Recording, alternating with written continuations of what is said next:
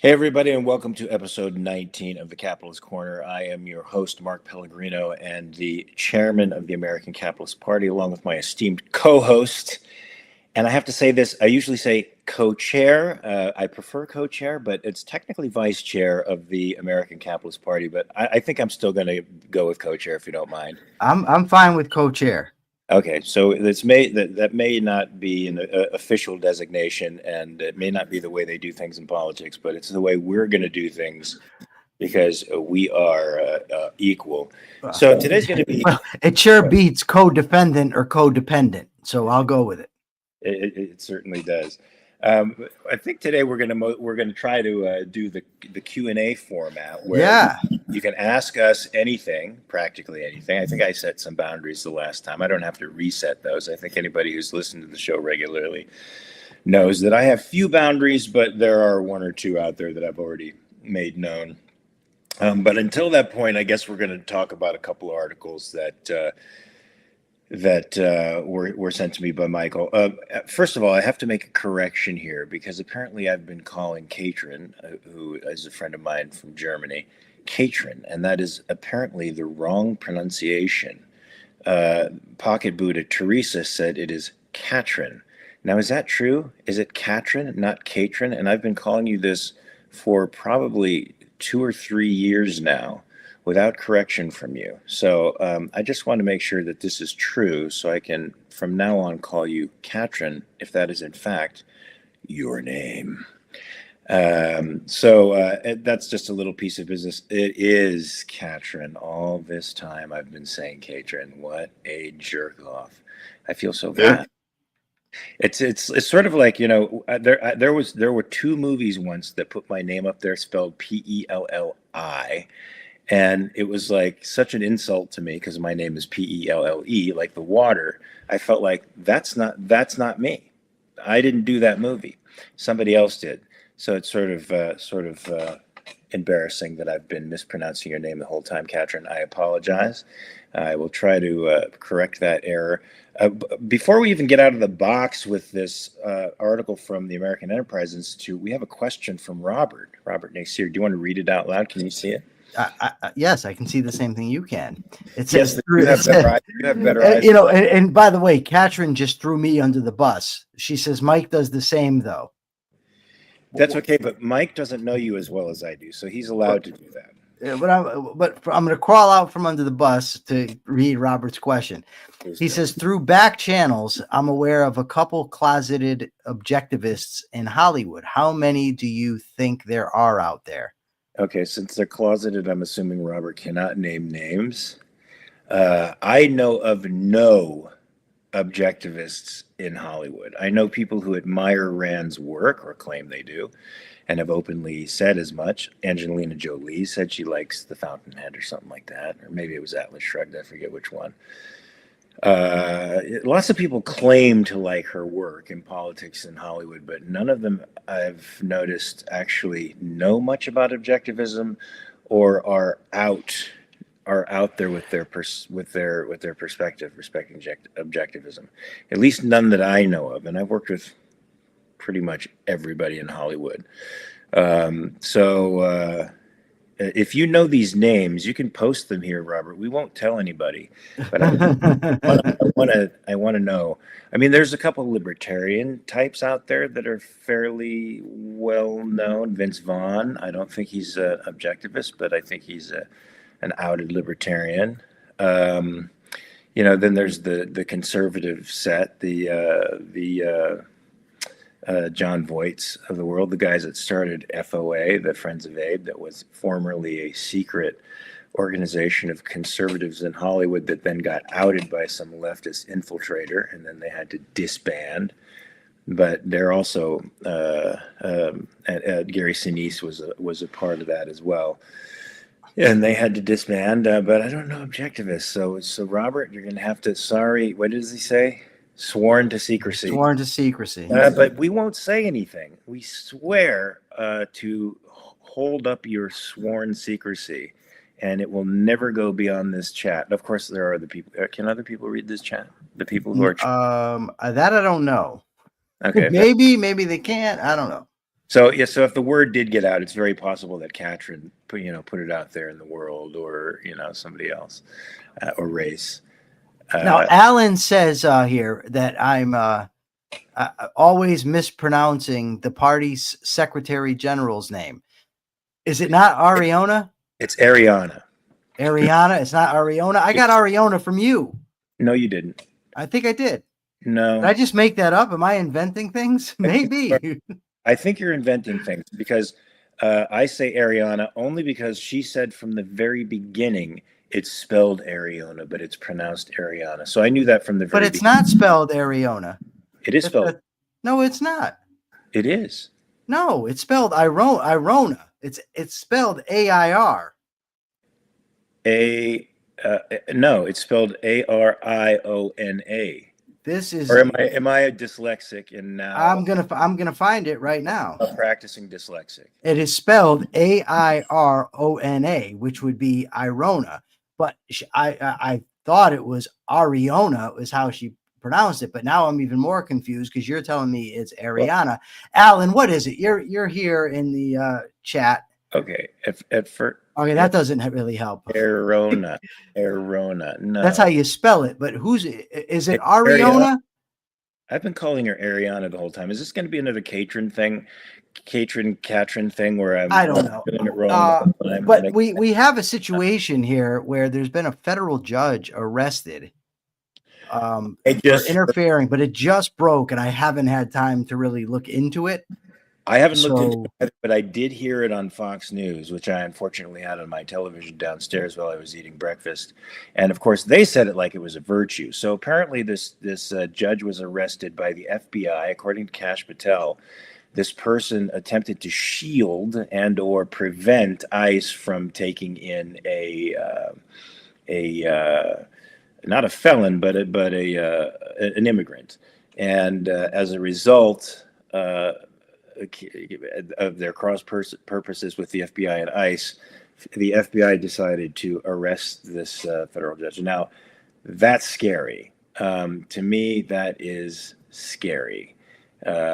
Now, I don't know any of the details other than that. If somebody knows any more details about it, they can put it in the chat and we can discuss it a little bit. But okay, it is indeed Ariana. That's how it's pronounced. It's Ariana. Okay, good. No, Ariana. Yes, Ariana, even though it's not spelled that way. But I will say this. Mark has called Alan Thomas Alex Sneath. So yeah, but that's I'm going to throw you right under the bus. You're going under the bus. Okay, I'm going under the bus, but here I'm going to get out of it really quickly. I have asked Alan/Alex which he prefers. Okay, and I've gotten the impression that it's Alex. Even though it is Alex, but what are you giving him Sneath? Oh, well, I just thought this. I thought that Sneath. I thought that that they're a couple. So I thought Sneath just went. Even though he's on the show every day here, Alan Thomas in the chat. I had no. All right, good. So I've redeemed myself by throwing my friend and co-host and chairman under the bus. So I just want to make sure I'm right here. So Alex does not share the same last name with Ariana. No, he does not. And he's right here telling us. Okay. Well, you can Did you know that Alan Thomas is the Alex from the party? It took me a while to figure it out. You want the truth? Yeah. No. Because he's here every day. You just thought he was just some rando? First off, I don't really look at the comments that much. Oh my God. Okay, is that bad? Yes, it's bad. Well, you gotta look at first of all, it's because I wear these glasses. Hold on. I'm wearing these glasses because you can see my face as opposed to the big chunky ones that I could actually read the comments on. I have a little bit of a hard time, I've noticed, reading the comments with these glasses. That's why I asked you to read them, because I'm having I have a question for you, because I don't pay attention to visuals at all. Like, I'll miss everything. And when I edit our video shorts to put them online, I run them through CapCut first, so that to make it high definition. And somebody told me that your eyes are blue, but when I put it through the HD filter, your eyes come out brown. Yeah, my eyes are blue. Oh, well, there you go. That sounds weird. Wait, James Valiant was saying something. You might want to scroll up a little bit because I think it was relevant to the. He does. He says he was disciplined by his state bar. Who was? The I judge? put it right there. See, I can put it up right on the screen there. Now I believe everybody can see it. I believe he's talking about the judge was disciplined by his state bar. For this particular act, or was it for another act, or was it? I assume it was for this act. James put the requisite. What are these things called? Ellipsis. So I don't know how that would actually finish. Yeah, James, you'll have to tell us if Kash Patel and the FBI had jurisdiction here to be able to arrest this judge, because this sounds funky to me. And whenever I hear, just on the surface. Oh, Ian Gilmore says this is a different judge. So now we have the audience arguing with one another. Alex is still trying to vindicate his the whole last name situation. So he says the vet's office calls him Mr. Sneath all the time. So there you go. Oh, so I'm vindicated. No, you're not vindicated. Because some other guy's wrong doesn't mean that it's okay, that it makes you right. It just means more than one person are wrong. Okay, so Ian Gilmore is telling us the judge arrested was Hannah Dugan. Is that the same one, James? Okay, so they got a little side conversation going here. What about the articles that I sent to you?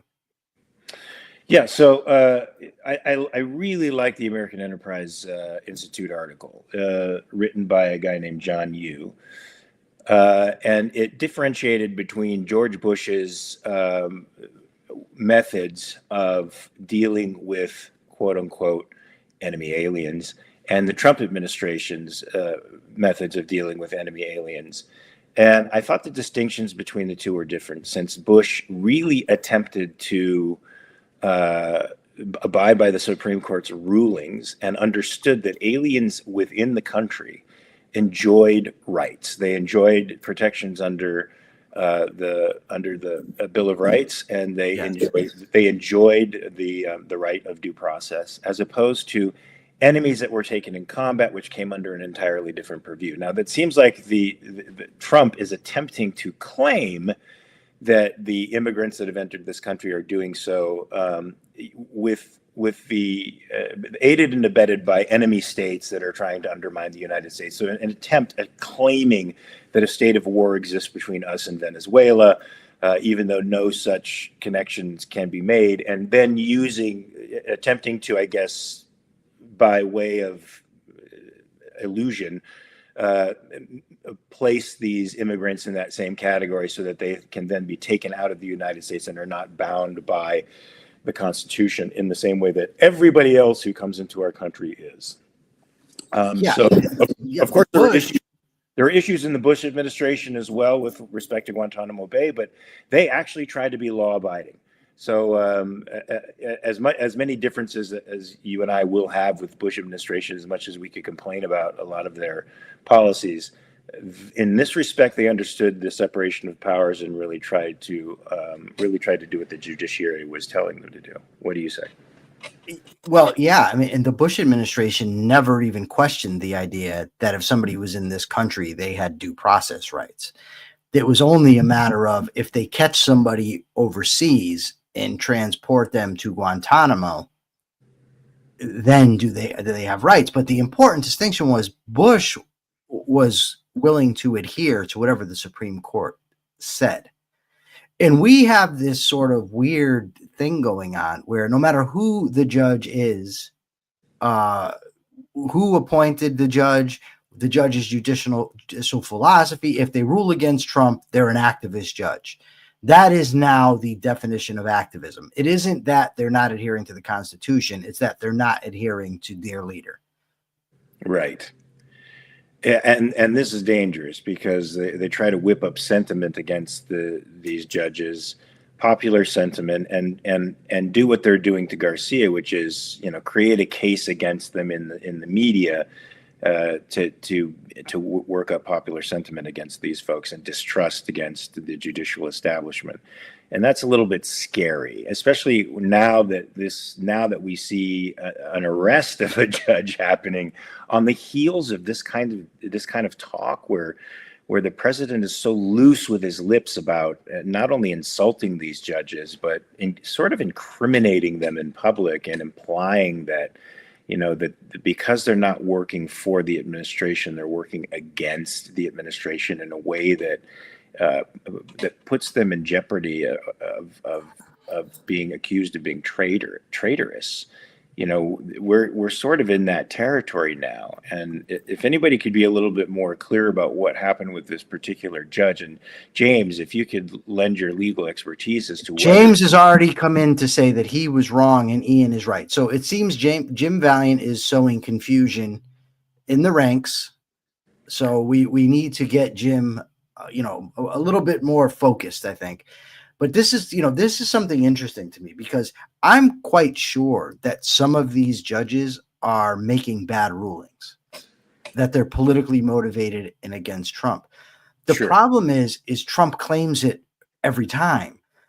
And for me, this much reminds me of the Joe Biden phenomenon, because I don't watch news. I get my news from reading and from listening to podcasts or news programs, but primarily from reading. So when I kept hearing the Trumpsters claiming that Biden was senile, or he had dementia, or he couldn't focus, I had a really hard time believing it, because I didn't see it. I was only hearing it from them. So I was very skeptical, because they make those kind of claims constantly. And it's like the boy that cried wolf. How do you believe them? Not until I actually saw the debate and how bad Biden was did I realize how much he had actually declined. So it's a very dangerous strategy when you do what Trump does, which he's done his whole life, by the way. Whenever he loses, it's rigged. Whenever things go against him, somebody's shady. It can never just be he's wrong. And it makes it very difficult to assess. How often do you hear, sorry to interrupt, but how often do you hear politicians actually express they're wrong, or actually apologize for, say, years of bad policy or erroneous thinking? I've rarely heard. No, you're right. But, and this is an important distinction, it's not just that Trump won't admit he's wrong. Trump always says that it's rigged, it's bad.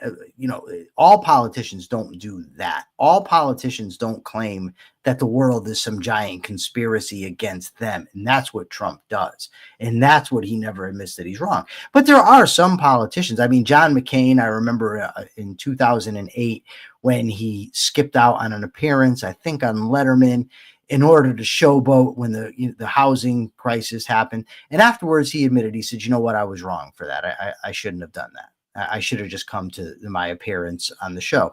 And he also, John McCain, during the debate with Obama, or it was a town hall rather, when the woman said Obama's an Arab, and John McCain wouldn't go for that. Now, I was not a big John McCain fan. I'm just saying that's an example of somebody that would admit if they made a mistake, if they were wrong. But it is rare. You are right about that. I just think with Trump, and this is kind of, Mark, the problem that we run into. Because if you say, well, Trump lies, and then someone else comes along, well, all politicians lie. It's true.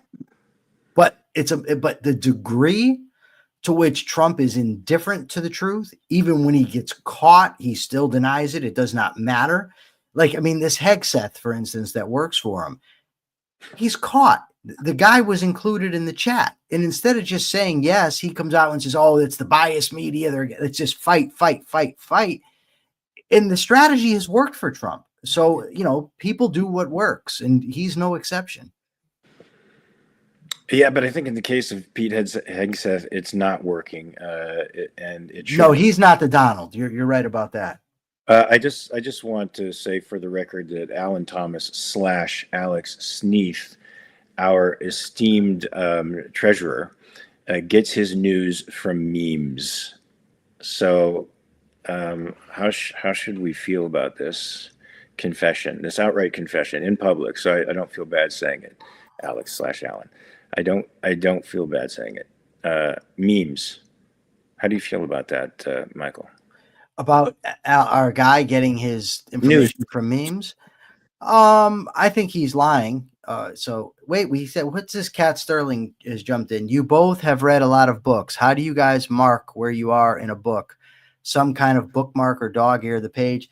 Yeah, I usually just dog ear the pages. I've got dog ears for days on all kinds of books, but I'll sometimes use a bookmark. It all depends. I have bookmarks galore. But I also tend to dog ear if no bookmark is around. Dog earing a page, it just really fucks the book up. I mean, a book should get fucked up, to be honest with you. It should be well used, read, underlined, notes in the margins. It should look like a mess when you're done with it. But you know, can you see it? Do I have it? No, you can't see it. I hate this. The filter. Can you see the binding there? Of my I see something totally torn. And is this the objection? That's my Opar, yeah. Yeah. That book has been read countless times. I've got books all over the place. It's like I'm a nutty professor over here, just books everywhere. If I were to pan my camera around right now, you would see, let's see, 6 piles, like little mini skyscrapers over by the window. And then I have all of Will and Ariel Durant's complete history of the world. So it's like 10 volumes, 20,000 pages stacked over there, along with a number of other books that are still on my list. So, I mean, I'm in the midst of reading these 5 books back here. And when I finish those, I have some incredibly thick 1,000-page tomes down here that I have to get to. So I've only read one Will Durant book. Yeah. The Story of Philosophy. That's it. It's the only one I've ever read. Okay. But it was great. I loved it. It was a great book. Great writer. I love his work. I love his work. And he's objectivist friendly in a way. I think approved by objectivists as a legit historian. Not that matters, but we have official objectivist approved historians. I didn't know there was. Did you just make that up? I sort of did, but I feel like a lot of objectivists read Will Durant. So it's just a feeling I have. And I'm going with it. Katrin, it's going to take me a while to start calling you Katrin because it just doesn't work in my mouth. I apologize. Maybe we just go with Katrin and assume she might be lying. We don't know. She could be lying. Katrin would not lie, and Teresa told me so, and so Teresa, the pocket Buddha, would not lie either. So okay. Well, we'll go with it then. All right. What else we got? What other stories? I sent you something else. It was a bit confusing to me. Hold on a minute. Let me pull this other story up, because I was very curious as to know exactly why you sent me this story. Excuse me. Diffusing Academic Freedom by Oliver Traldi. In the tradition of liberty, I guess this is under the title of, and there were so many paradoxes in here. I had problems sort of marrying them all together. So why don't you explain this article a little bit to me? Okay. Have you read John Stuart Mill's On Liberty? Yes, I have. Okay. But I have to preface this by saying I read it 30 years ago. Okay. A friend of mine. Go ahead. By saying I don't remember what happened yesterday. Okay. But I do remember a lot of his utilitarian. Okay. So. A friend of mine who read On Liberty, I've read it a few times, but a friend of mine said he thinks that it would be better called On Tolerance. But so Mill, as a utilitarian, his argument is that we should have free speech because the more people that are talking, the more people that are free to say what they want, you get all the ideas out there, and ultimately the best ideas will win, and we'll all be better off for it. As a utilitarian, that's his position.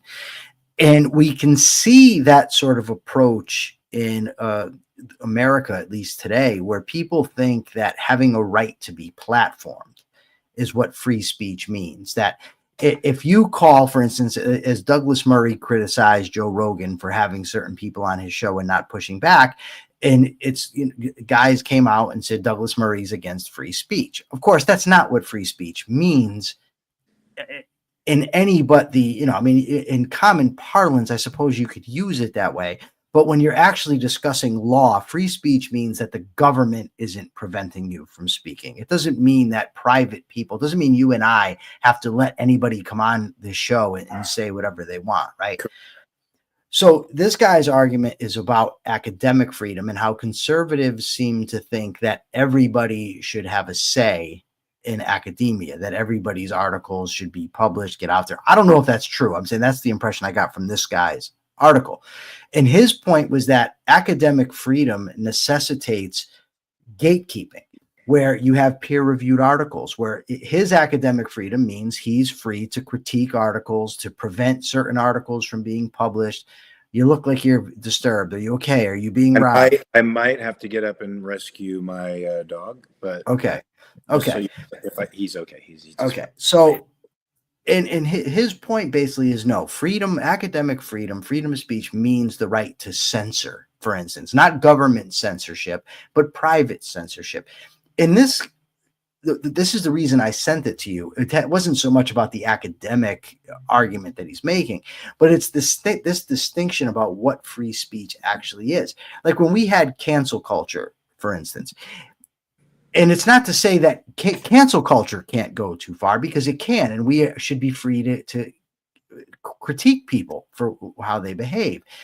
But in a free society, if individuals wish to shun certain viewpoints or not allow certain people on their shows, that's within our rights. I do think it can go too far morally, but that doesn't mean the government should be stepping in. In a true free society, people have the freedom to discriminate, and that means discriminate against who they're going to listen to and who they're going to platform.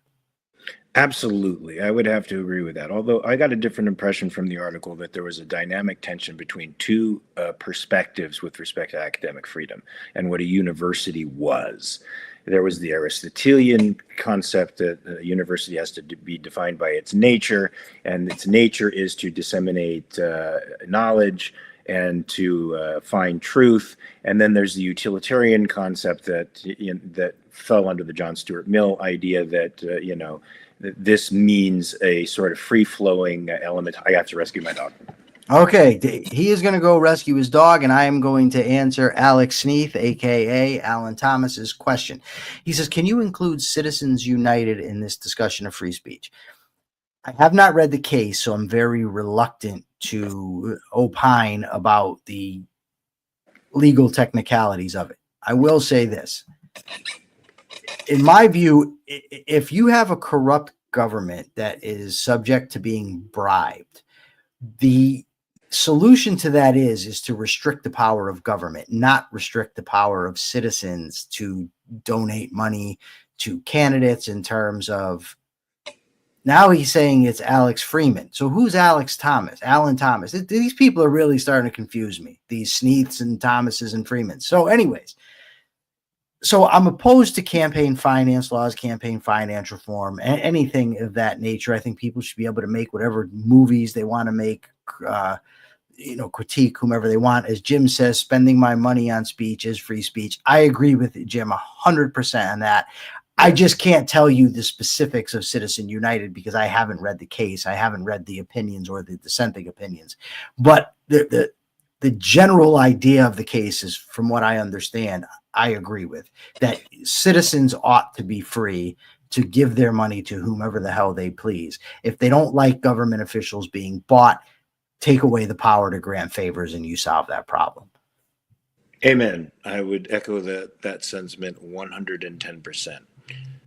Now I forgot where I was with respect to the article, but I got the sense that there was this dynamic tension between two types of philosophies respecting university freedom. Now, of course, there are practices in place in the university that are meant to protect academic freedom that have gone, I think, in the opposite direction, for example, and have been used actually to keep out dissenting perspectives. And that's, for example, tenure.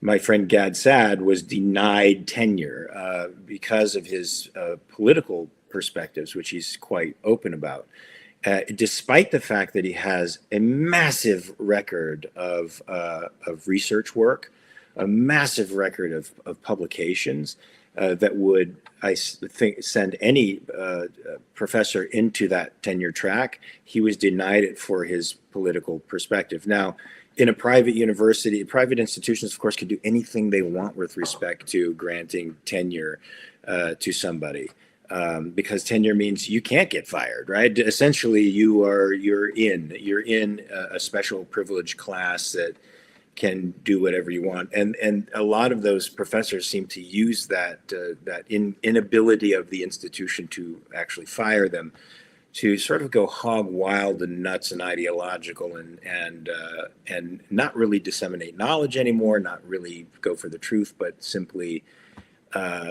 disseminate their own political activism in the world. I don't know if Jordan Peterson was denied tenure, but he certainly ran afoul of the academic world.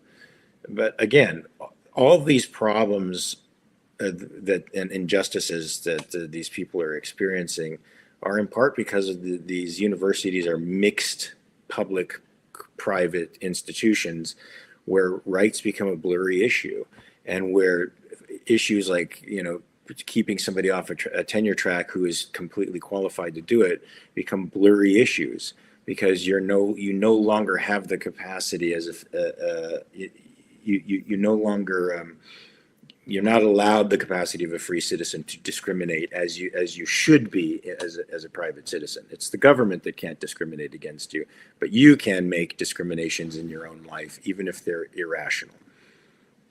Right. Yeah. The aspect of the article that you were talking about, the purpose of education, that was not what gripped me when I read it. It was the free speech thing, because I find that that's a very commonly misunderstood position.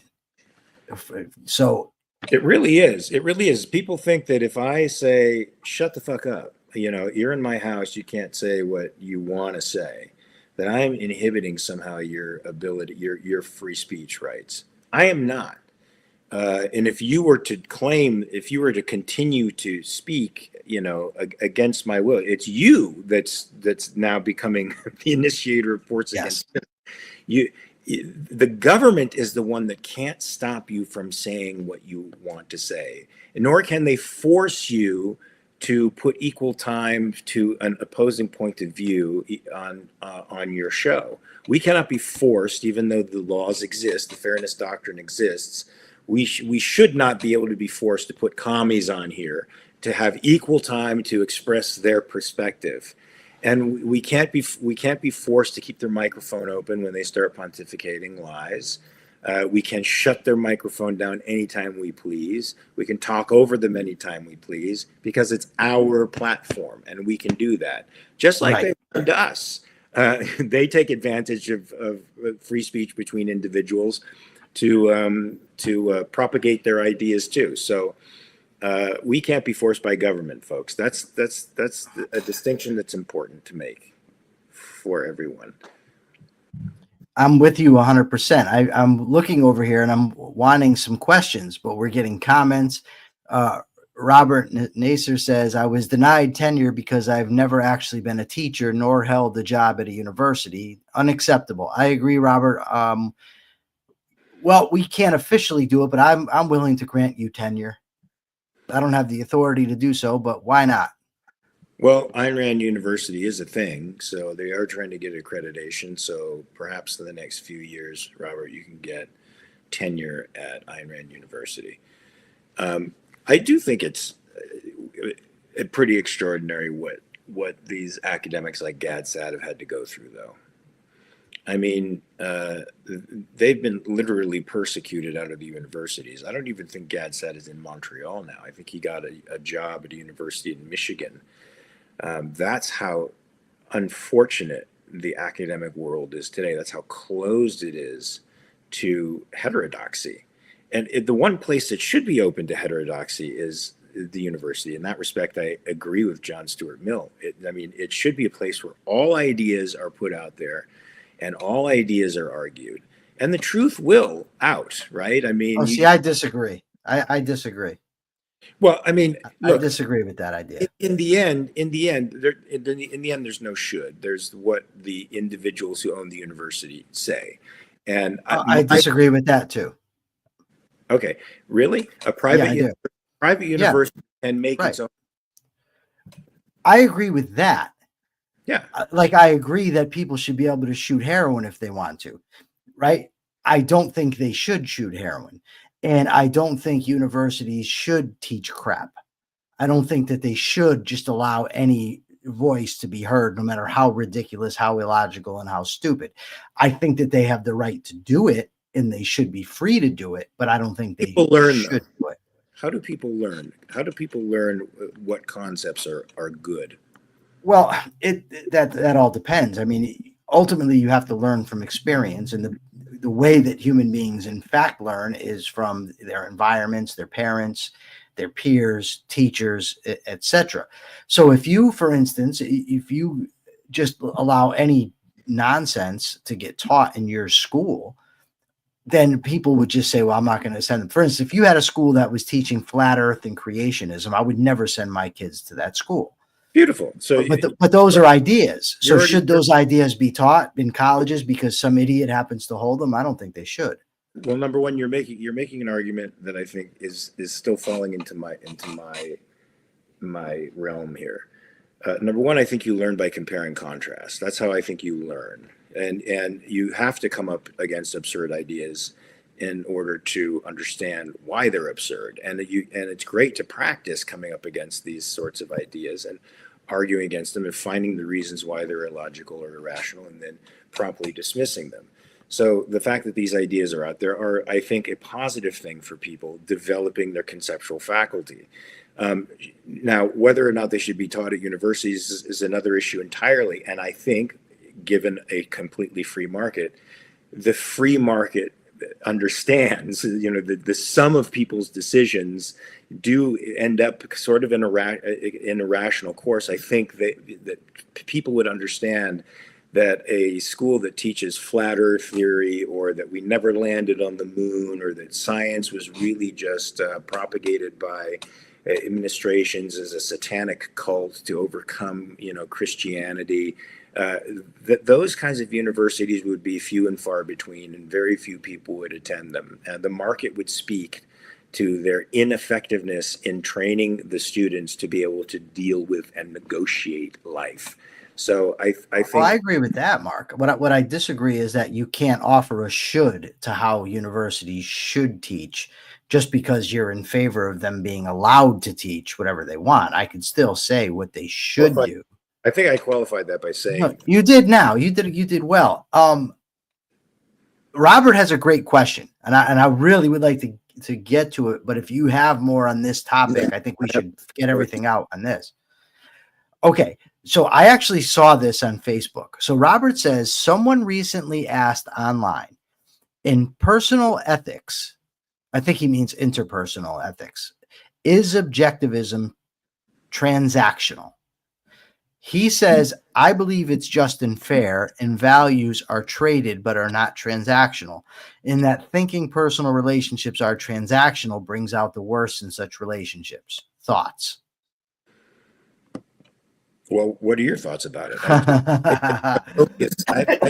I like reciprocity. I don't know if that's the same thing as transactional.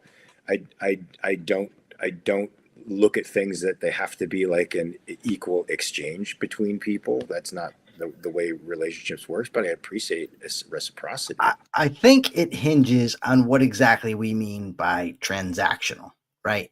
And this is what I mean. I think that human relationships ought to be trader relationships, value for value. You give me value and I give you value.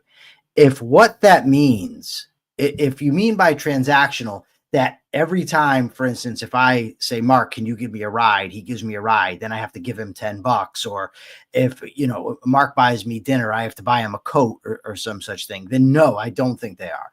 But I like to think of it as, in my relationships, as if I have a running account, right? Where it's open, like I just do for my friends and they do for me. And I'm not keeping a tab but it's nonetheless transactional in the sense that I'm hoping they get something out of my friendship and I'm getting something out of theirs. And if it was just I'm giving and getting nothing, I wouldn't be involved. So in that sense, it's transactional. But for me, it's not transactional. It doesn't mean it's transactional in the sense of you're constantly keeping score. If that's what's meant by transactional, keeping score, then no, I do not think that is. I think you bring up a super good point when you talked about you're not keeping accounts, but you do have an emotional bank account with somebody, and that requires reciprocity. And Yeah. your bank account, your emotional bank account with somebody can get used up if they're not giving back in a way that makes you feel the things that you're supposed to feel in a relationship: seen, loved, valued, esteemed. These are the things that you need to feel in a relationship. And if you're not getting that in return, chances are that emotional bank account is going to drain and you're not going to have much left for that person. So if we're talking about emotional transactions, yeah, these things happen, and the levels, the form that takes in reality is different for each person. But I appreciate reciprocity. Like, if I make breakfast for my wife, or I make dinner for my wife, I sort of appreciate if she wants to do the dishes for me. And there's a part of my bank account that gets withdrawn if she doesn't. You know what I mean? Like I feel like you show me your love and appreciation, not just by saying, "Oh, that was a great dinner," but by also going, "I want to do something now for you because you've served me. I want to serve you in return." I sort of like that. That's me. But I don't. It's not an every incident or every exchange type of emotion. It just but it can build up if not enough reciprocity is shown. Right. And I also think it's important to note that values take different forms, right? Advice, money, just quality time. There's various things that actually have value to people, to people, and some people things are of different value to individuals.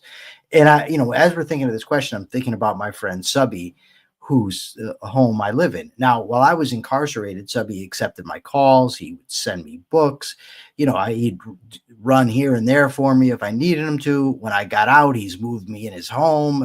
He got me this computer, this microphone, everything. So if somebody were to look at this as strictly financial stuff, then I'm in a serious debt to Subby financially. But if you were to ask Subby will say, no, I'm not, because of the things that I offer to him as a friend, right? So he values what I bring to the table. I don't bring money to the table. And certainly when I was in prison, I wasn't spending time to the table. But there's other things that I do bring to the table that I'm not going to, he can text it in if he wants to. But my only point is that it's still a value for value relationship, even though the values are of different kinds. Yeah, and that's totally contextual, right? What a great dude he is, by the way. I just want he's awesome. Yeah, he is. He's great. Love the guy. And I'm the same way. I feel exactly the same way. That's the way I operate with my friends. That's the way my friends operate with me. And that may not be the way other people do it. And that's all right. That's whatever works for you, works for you. This works for me. So Alan Thomas / Alex Sneef / what's the other name now? Alex Freeman. Alex Freeman. Is it Alan Freeman too? Oh, Alan Freeman. We need to get a list. He says something here that I found interesting. Late breaking news: George Santos has been sentenced to 87 months in prison for his frauds. Now, this guy, I had just seen him on like the Gutfeld show, joking around. He had a podcast where he was shit talking people in Washington. It looked like this guy was going to get away with murder, and it looks like no cigar. I got to say, I like that, because that guy was a pathological liar and a fraudster. I mean, the worst you could get, and still finding his way onto Fox News television show.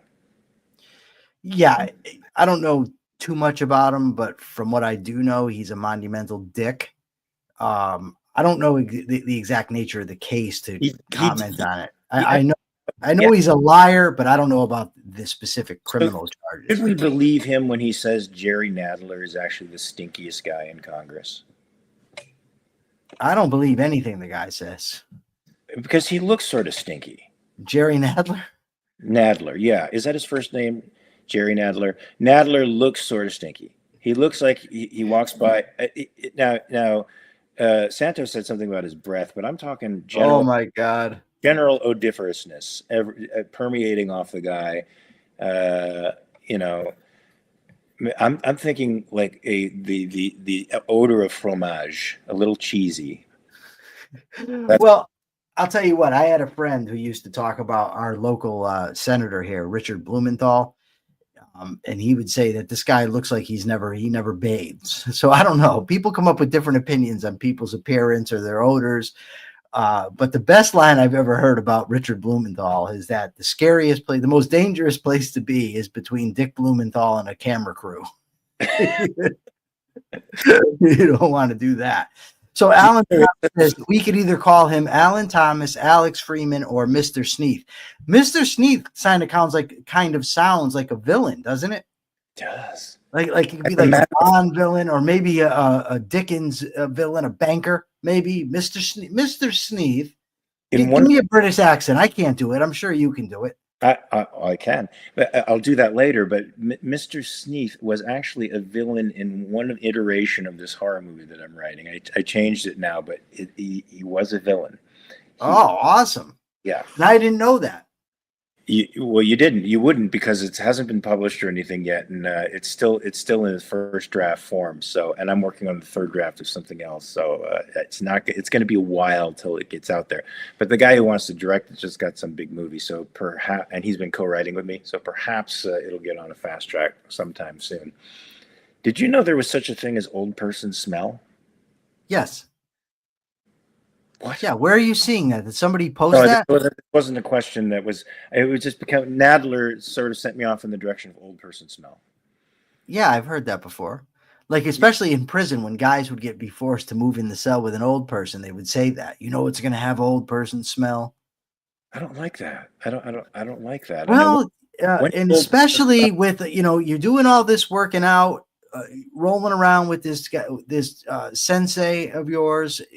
You got to be on the lookout for old person smell. You're boomer adjacent. Let's get this right. I think I'm going to be able to avoid that with physical activity. I think you avoid old person smell because I think it has. You just made that up. No, I did. But yeah, I think but you can't just keep making stuff up. I can because it's our show, and this is my. It's true. Yeah, it's true. Yeah, you got a point. So I think it has something to do with the buildup of the epidermis, like some kind of dermal cell buildup that just, anyway. This guy, what do you got me involved in here, Pellegrino? Listen to Alan Thomas now. Okay. Alex Freeman is the pseudonym I published under. What? So now Alex Freeman is a pseudonym? We don't even know this guy's name. Well, we know he's published under it, and we were hoping to get one of those articles, Alan/Alex, to put on our website for the American Capitalist Party. Remember to visit AmericanCapitalistParty.org, donate, and become a member. Be the change. Don't watch the change from afar. But he wrote a paper that he's supposed to be looking for. I don't know if he really is, though. He's supposed to be looking for this paper so that he could publish it on our website because it sounded damn interesting. Do you know I was live streaming at LibertyCon and on my phone, and I ran up on him. I said, "Hey, tell us about what you think." Took him by surprise. He's like, "Oh my God!" He told me, "Don't ever do that again." All right, I won't do it again. Friend Harper says, "Have y'all heard of ARI's attempt at a freedom lobbyist group? I think it has a name, but I forgot it. Basically, lobbyists lobbying for freedom." I have not heard of that. I didn't think that ARI engaged in political stuff like that. So I guess I thought their tax status prohibited them from engaging in politics at all. I thought so too. One of the reasons why we can't be at OCON as a political force as the American Capitalist Party is because they can't be affiliated with any political brand. But maybe that's just it. Maybe they don't have to affiliate with any brand. They're just going into Washington lobbying for freedom. Now, How does one do that exactly? How does one Lobby for freedom? You go and you yell freedom, you freedom. pay a senator off, right? Could you do me a favor and not make any laws? I'm going to pay you to not pass any legislation or regulation. Is that what you do? I think so. I just want to show this. This is my friend Sebastian Scalora, aka Subby. He says of me, I am one of the greatest friends he's ever had. He can never put a dollar amount on what I've done for him. Subby, thank you so much. You are the best. That's why you're a mensch, my brother. That's why you are a mensch. I look at friendship in the exact same way. I hope other objectivists do as well. I know we get a bad rap because, as Nasir sort of alluded, people think objectivists must think everything's a transaction, everything's an exchange. It's got to be value for value. Well, we view values, contextually, and each of us has our own sort of emotional bank account, and the levels that we tolerate and the levels that we don't. So you're going to find a great deal of variety in the way in which objectivists deal with relationships. And I think in the end, because we value integrity and honesty, you're going to find that on the whole, the relationships are probably stronger and better, because honesty and integrity are two of the most important foundations to a good relationship with not only just other people in general, but with your lover. Do you see Alan Thomas now says, Mark, that one article is completely erased from history? Yes, I know he said that before. Did it ever really exist? Yes, I think it did. Did you see it? I did not. So we don't know this guy's real name. We don't know whether he's actually written an article, or it's claimed that there was an article, but there's no proof of it. But I believe him. Well, I'm just saying that because he's built up enough cachet in my emotional bank account that I believe him. He's a really nice guy too, and great. What's the word I'm looking for here? Super smart. We're talking about you in the third, Alex/Alan. Maybe I should just say that from now on. Cosmo Kramer, or whatever your name is. Whoever your actual identity is, we think you're pretty awesome. If an article is written in the forest but nobody reads it, does it exist?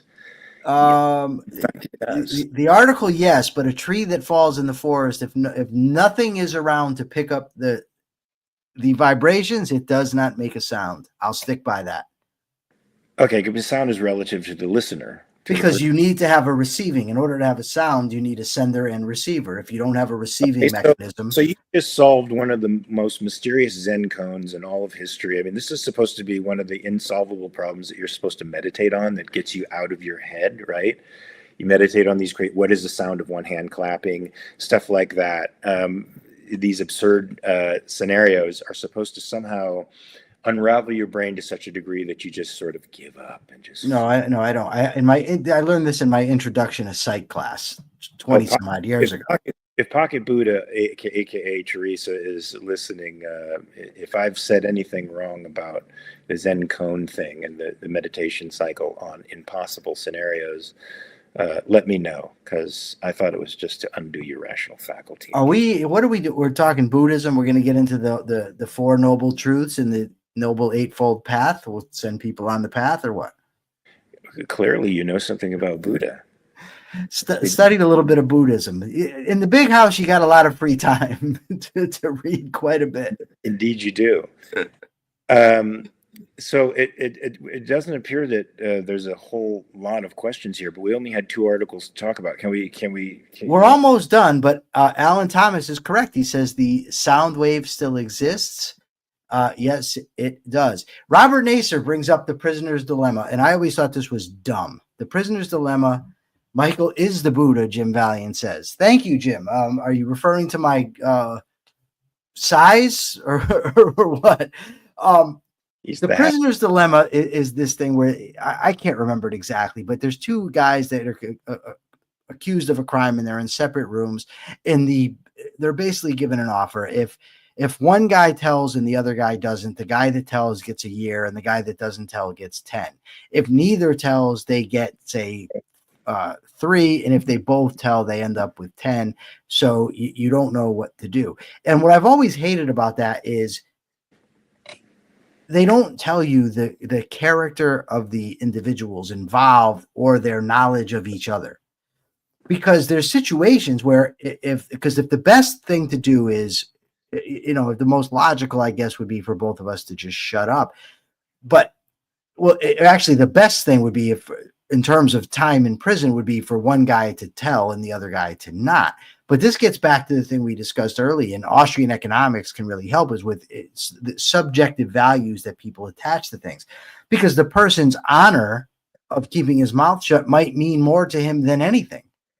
And it might be worth it to go to prison. So the prisoner's dilemma doesn't take into consideration the knowledge, the character of the two people, or anything like that. Jim cites Buddhism. So I shared my take on the prisoner's dilemma. I took us to the 55-28 mark. And now, Mark, I'm sure you have a capitalist thought of the day ready to roll. Whoa. Robert Nacer says, character, Pshaw.